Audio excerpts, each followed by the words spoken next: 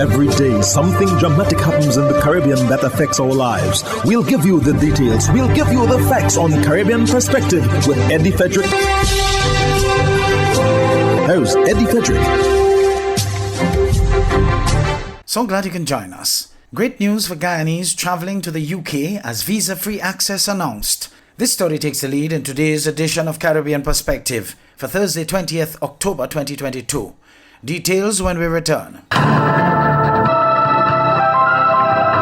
hurricane season is now upon us, so we as Caribbean people need to remember to think safety and be prepared. Avoid venturing outside during a storm or hurricane, especially if there are strong winds. Rooftops and other debris are often blown about and can cause great damage.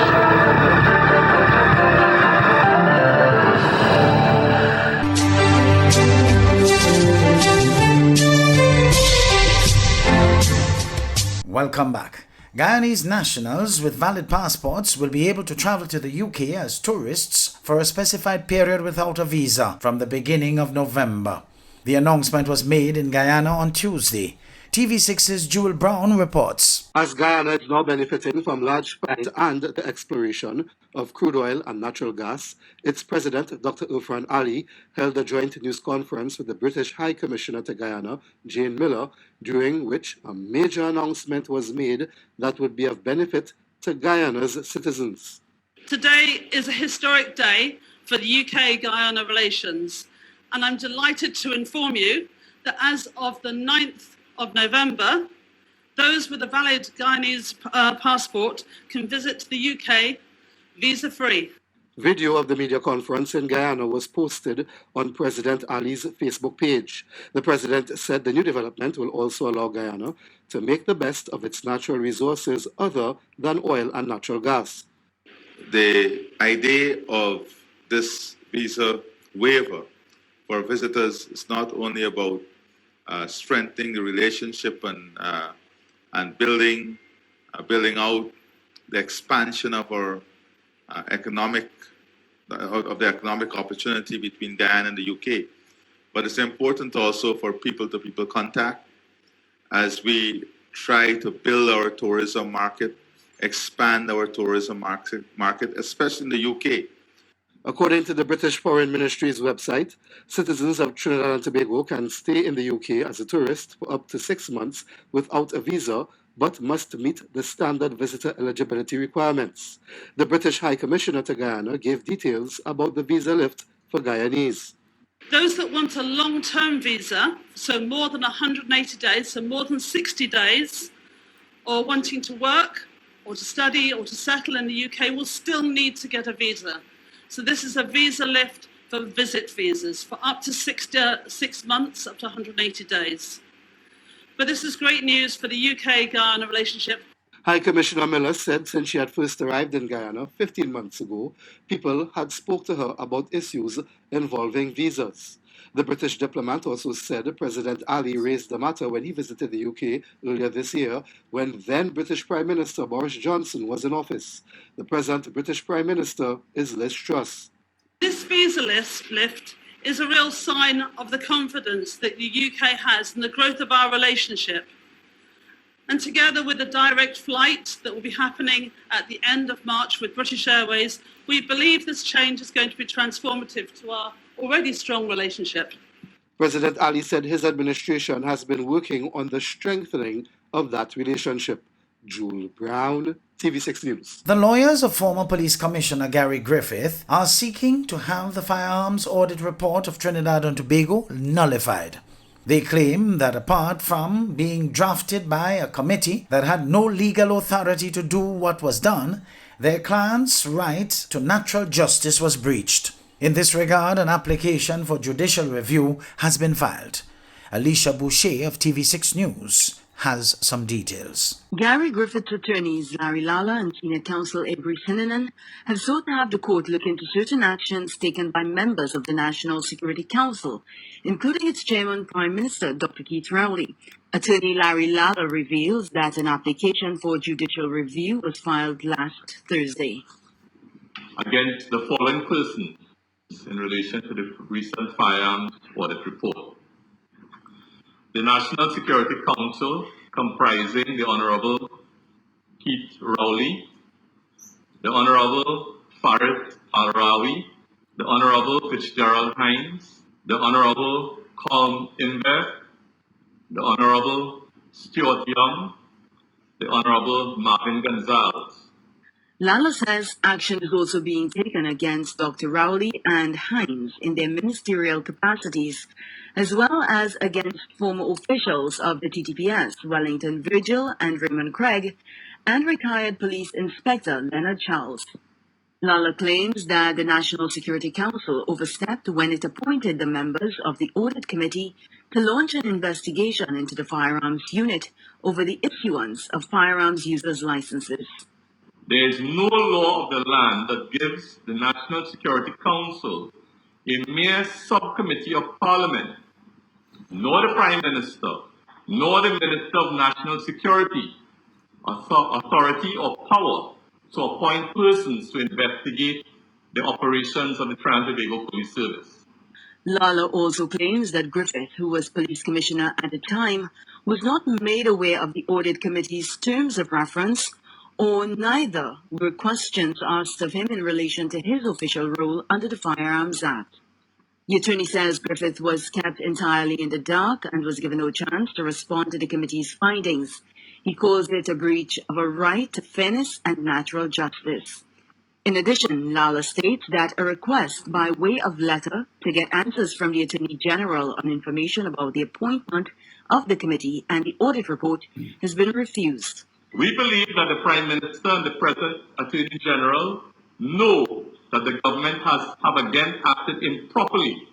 Now, Griffith's legal team is seeking redress through the court, the names and addresses of all members of the audit committee, a declaration that the appointment of the committee was unlawful and breached Griffith's rights to natural justice. A declaration that the audit report is null, void, and of no effect. 5, a declaration that the contents of the audit report insofar as they pertain to Mr. Griffith in the discharge of his functions of Commissioner of Police during the period 2018 to 2021 are null, void, and of no effect. They are also seeking, among other things, a declaration that Dr. Rowley acted in bad faith when he made statements about the disturbing nature of the report on the heels of Griffith launching his party and reapplying for the post of police commissioner. Lastly, we have sought an injunction restraining the Prime Minister from laying any part of the said audit report before the Parliament or otherwise publishing any portion of the contents of the said report. The application for judicial review is reportedly assigned to Justice Rampersad, and Griffith's attorneys are awaiting a date for the hearing. Alicia Boucher, TV6 News. You're listening to Caribbean Perspective with Eddie Frederick.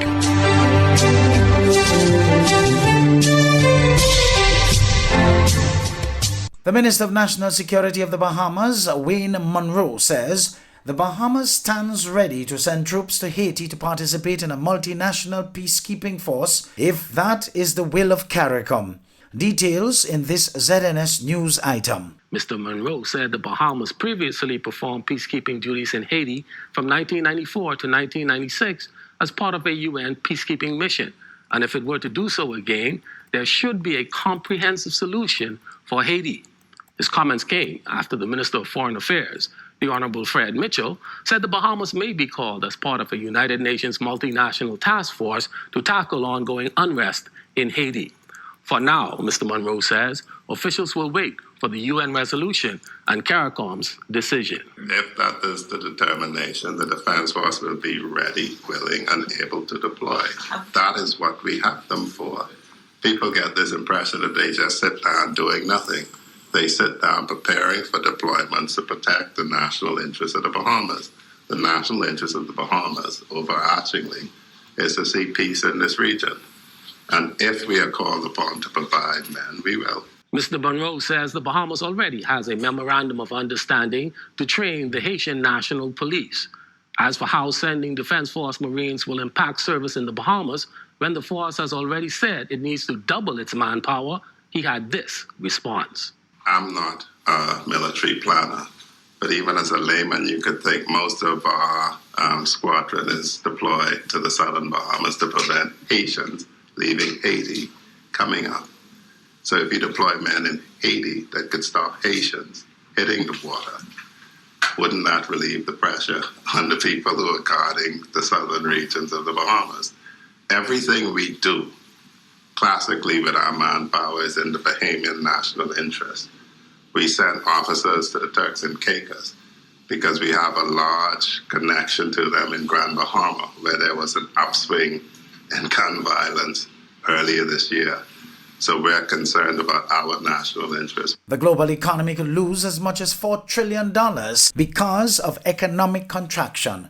More in this TVJ Business Day with Javon Keys. Countries around the world are bracing for tighter economic conditions, with more projections indicating the increased likelihood of a recession in a number of states. Managing Director of the International Monetary Fund, IMF, Kristalina Georgieva, says a large portion of global gross domestic product, GDP, could be stripped away due to economic contraction. The risk of recession has gone up. We have calculated that about 1/3 equivalent of the world economy would have at least 2 consecutive quarters of negative growth this year, next year, and that the total amount that would be wiped out by the slowdown of the world economy is going to be between now and 2026, $4 trillion. This is the size of Germany GDP gone. She says multiple factors could drive a recession. The impact of COVID on supply chains, the senseless war that is causing a push of prices, especially energy and food prices, and major disruptions as a result in how economies function. The prices going up, inflation that is stubbornly high, and necessitates tightening of financial conditions that has gone faster than originally anticipated. Ms. Georgieva says rising gas and oil prices, slowing job markets, and the volatility of the housing market are threats to growth in larger economies, which will have a knock-on effect in smaller developing states. But what can be done to control the slowdown? What we are advocating for, David, are actions in 3 areas. First, contain inflation. We cannot afford inflation to be a runaway train. Secondly, it is painful for people, so some support is necessary, but that support has to be well targeted, because if it is not, then we are adding fuel to the flames of inflation. She says more support for developing states will be critical to help avoid a global recession and stem the debt crisis. For the Business Day, I'm Javon Keys. Hubbard's is once again innovating the way you shop with its new online store, providing 24-hour shopping convenience. You can shop now for appliances, hardware, houseware, building material, and more. Free delivery island-wide. Start shopping now at hubbardshardware.gd. Safe, convenient, reliable.